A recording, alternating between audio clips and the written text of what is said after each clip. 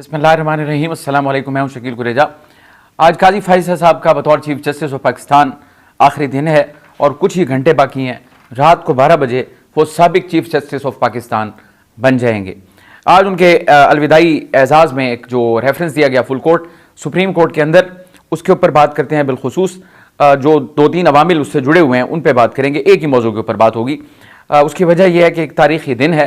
तारीख़ी दिन इस एतबार से कि हिस्ट्री के अंदर ये चीज़ें, ये वाक़यात, ये सब लिखे जाते हैं, तो वो हम रिकॉर्ड पे रखना चाहते हैं। बड़ी हैरान कुन चीज़ें भी हुई आज, यानी कि गैर मुतवक्के, और जो इनके असरात हैं और जो मुस्तकबिल करीब में सुप्रीम कोर्ट के अंदर सूरत हाल बनने जा रही है, उसका भी आज एक पेश मंज़र आपको मिला।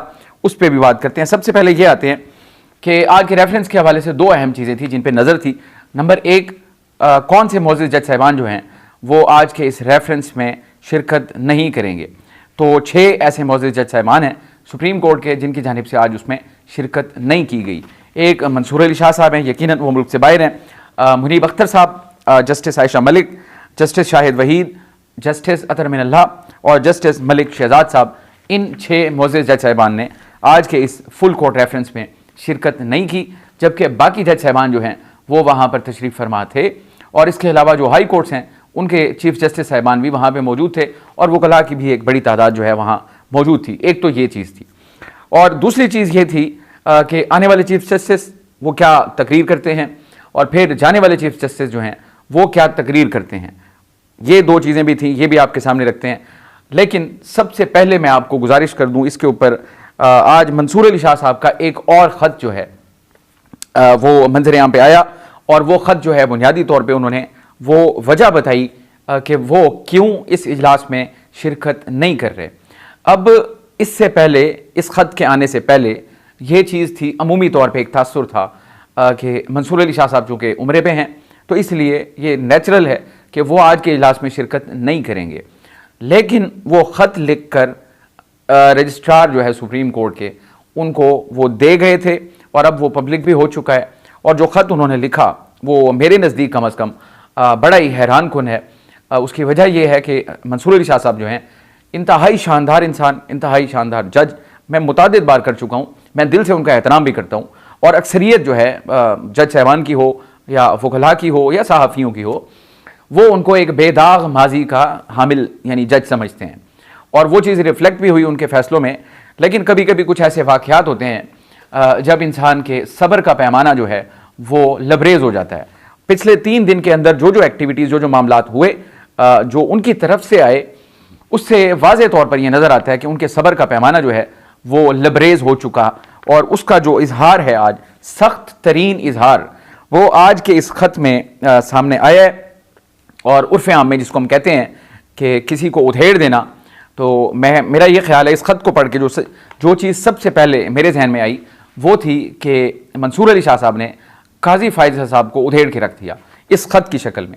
अब आता हूँ उस ख़त के जो मंदरजात हैं, उसमें से कुछ वो आपके सामने रख देता हूँ, और जो बेसिकली उनकी वो वजूहात हैं जिनकी बुनियाद पर उन्होंने आज के इस रेफरेंस, फुल कोर्ट रेफरेंस पे शिरकत से माजरत की और उसमें शरीक नहीं हुए। तो एक बात उन्होंने हिस्टोरिकल जो बात पहले से बताई, जो उनके नज़दीक उसूली मौक़िफ़ है, वो ये कहते हैं कि आज से चंद साल पहले साकिब निसार साहब बतौर चीफ जस्टिस जब वो रिटायर हुए और उनका फुल कोर्ट रेफरेंस था, तो मैं उसमें शरीक नहीं हुआ था।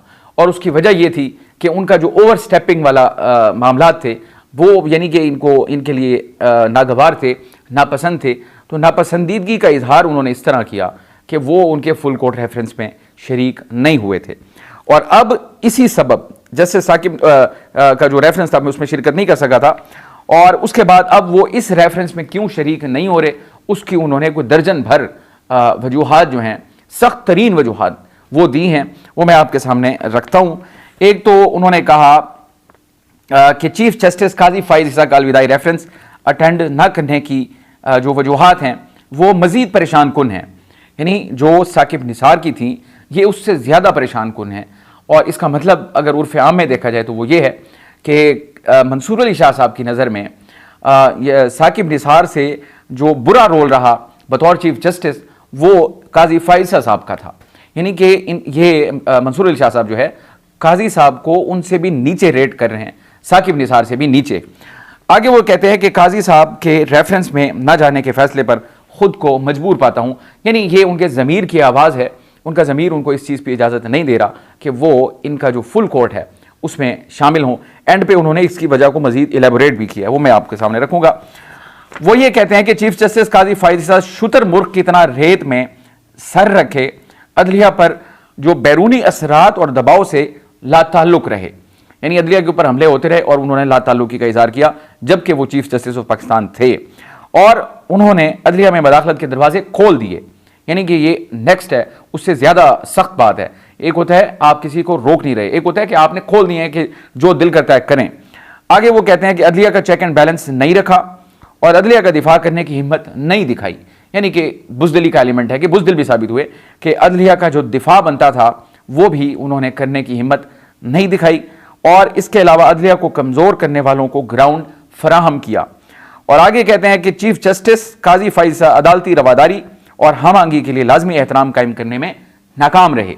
ये एक और चार्जशीट है, और वो अदलिया में मदाखलत पर मिली भगत के मुर्तकिब रहे, यानी ये संगीन इल्ज़ाम है कि जो कुछ अगर मदाखलत हो रही थी तो वो उसमें मिली भगत थी उनकी, यानी कि जिसको अकम्प्लिस कहा जाता है कि वो पार्टनर इन क्राइम थे अगर इनकी नज़र में ये क्राइम था। आगे वो कहते हैं कि उनकी नज़र में अदलिया के फैसलों की कोई कदर और इज्जत नहीं। काजी साहब के बारे में कह रहे हैं मंसूर अली शाह साहब कि इनकी नज़र में अदलिया के जो फैसले हैं उनकी कोई कदर मंजिलत नहीं है।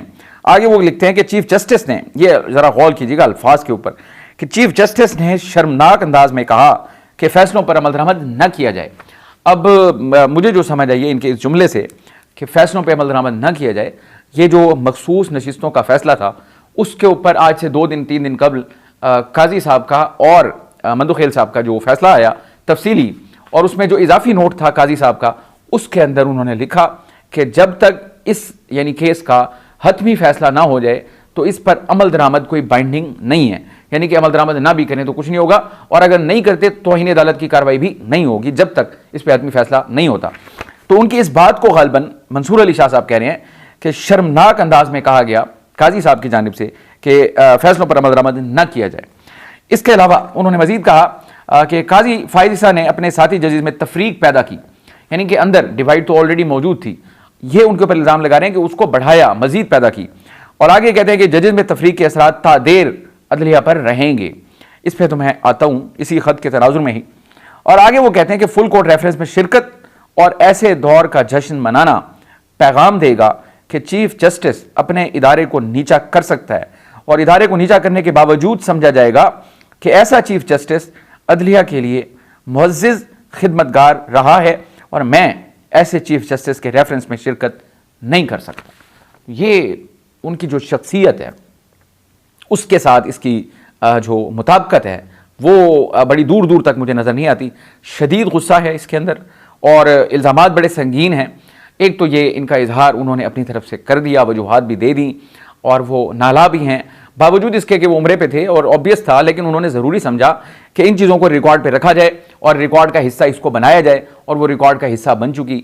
ये जो दाग है वो काजी साहब मेरा ख्याल है लेके जा रहे हैं कि उनका एक साथी जज और सीनियर तरीन जज, उनके बारे में उनकी ये राय है।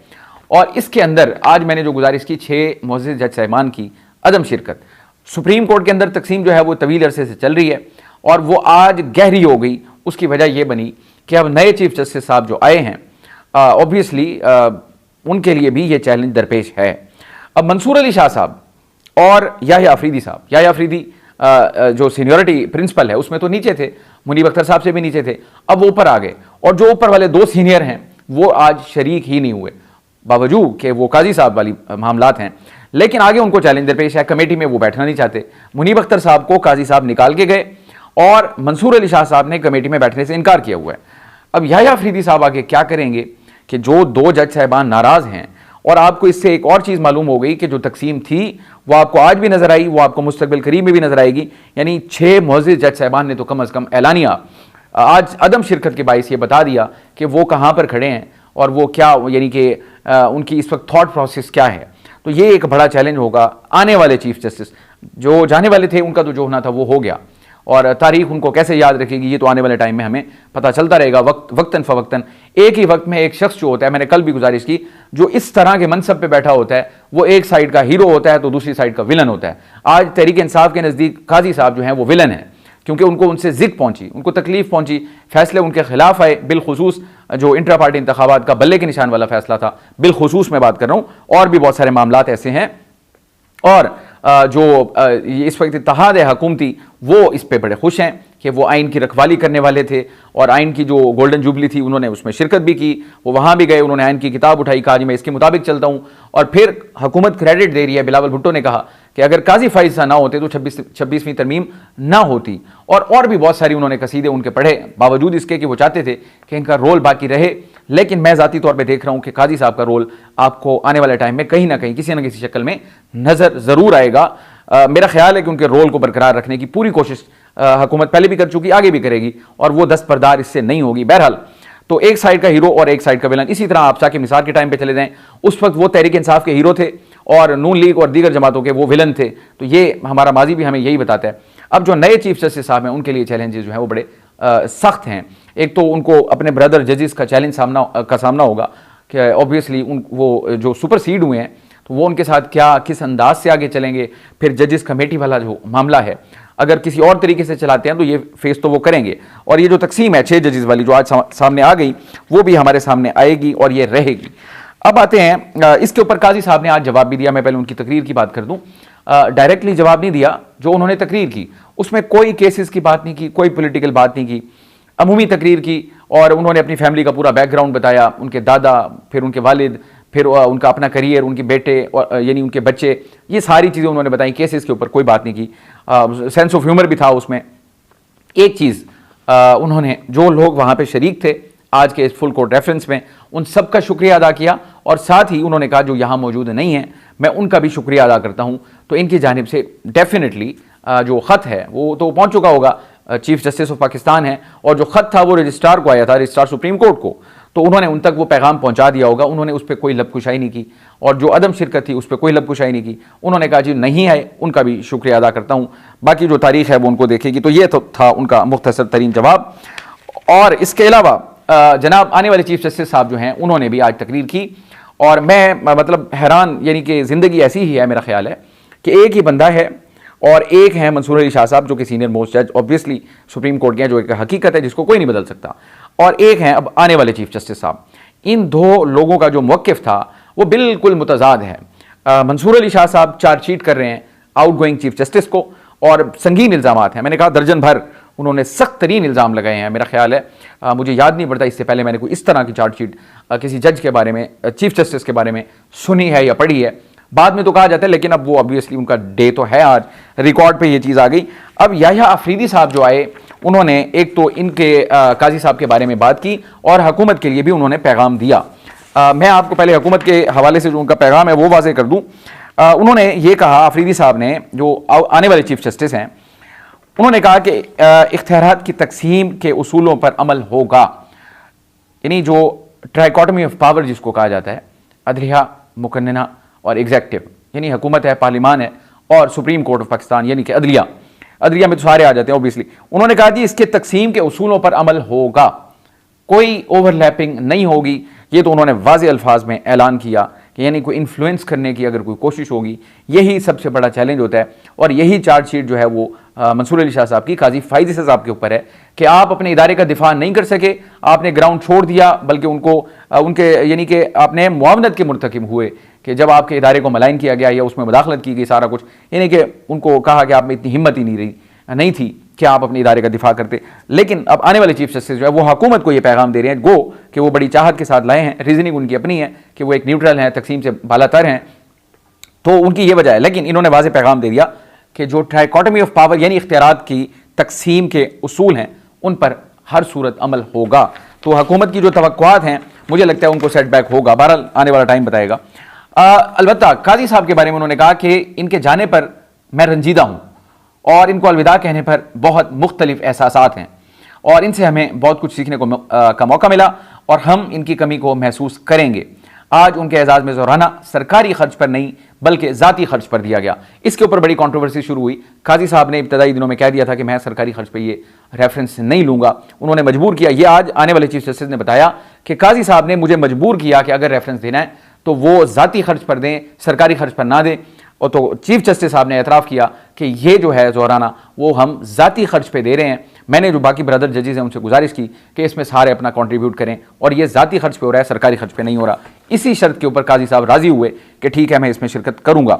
और इसके अलावा उन्होंने या अफरीदी साहब ने बताया कि काजी फ़ाइज़ के साथ कई बार बेंच में इख्तिलाफ किया और उन्होंने हमेशा खुले दिल से मेरा मौक़िफ़ सुना और काजी फ़ाइज़ ने हमें हमेशा हर चीज़ के लिए तैयार रखा। उनके गुस्से का कई बार सामना किया, तजर्बा कोई अच्छा नहीं रहा। उनकी जो कैरेक्टरिस्टिक्स होती हैं इंसान की वो उन्होंने बताई कि आप अगर इनसे प्यार से बात करेंगे आपको दुगना प्यार देंगे और अगर आप इनसे गुस्से से बात करेंगे तो आपको उनके दुगना गुस्से का सामना करना पड़ेगा। और विविड अंदाज में ही उन्होंने कहा कि जब मेरा इनसे इस तरह का कोई इख्तिलाफ हुआ तो तजर्बा कोई अच्छा नहीं रहा कि फिर उस वक्त अल्लाह ही इनको संभाल सकता है, यानी कि बंदे के बस की बात नहीं होती। ऑन ए लाइटर नोट तो उन्होंने कहा कि चीफ जस्टिस एहसासात रखने वाले इंसान हैं, मुस्कुरा कर बात करेंगे तो काजी फ़ाइज़ की शाइस्ता जवाब से आप मानूस होंगे और अगर आपने उन्हें तंग करने की कोशिश की या करेंगे तो गुस्से में बराबरी नहीं कर सकेंगे। तो एक शख्स है सेंटर में, एक उसके बारे में आने वाला चीफ जस्टिस अपनी जो यानी कि जो तजर्बा है वो बयान कर रहे हैं और दूसरे जो हैं वो जो सीनियर मोस्ट हैं मंसूर अली शाह साहब, वो पोल्स अपार्ट, दोनों ऑपोजिट हैं। तो हिस्ट्री ऐसा ही होता है। मैंने कल भी जैसे कहा कि जब आप एक ऐसी बड़ी पोजीशन पे हों, ऐसा हो नहीं सकता कि फिर आपके मुखालिफ ना हो, तनकीद करने वाले ना हो, एक के हीरो एक के विलन। इमरान खान साहब को देख लें, नवाज शरीफ को देख लें, जरदारी को देख लें, इसी तरह आप बाजवा साहब को देख लें, यानी कि यही बड़ी पोजीशन का ये मसला होता है और ये रहता है। और काजी साहब ने कोई इस पे पॉलिटिकल बात किसी तरह की कोई नहीं की, अपने ख़ानदान का बताया, सारी चीज़ें, no political talk at all. कोई ऐसी कंट्रोवर्शियल बात नहीं की है जिसको मैं कहूं कि वो न्यूज़ वर्दी है। मेरे लिए न्यूज़ वर्दी ये था, उन्होंने कहा कि जो आए उनका भी शुक्रिया और जो नहीं आए उनका भी शुक्रिया। तो बहरहाल देखते हैं नए चीफ जस्टिस जो है आगे कमान को कैसे संभालते हैं और काजी साहब का आगे क्या रोल नजर आता है, आपको जरूर आगाह करते रहेंगे। आज के लिए इतना ही। आप हमारी वीडियोस को लाइक कर सकते हैं, चैनल को जरूर सब्सक्राइब करें और अपना फीडबैक कमेंट के जरिए आप हमारे साथ शेयर कर सकते हैं। इजाज़त दीजिए, अल्लाह हाफिज़।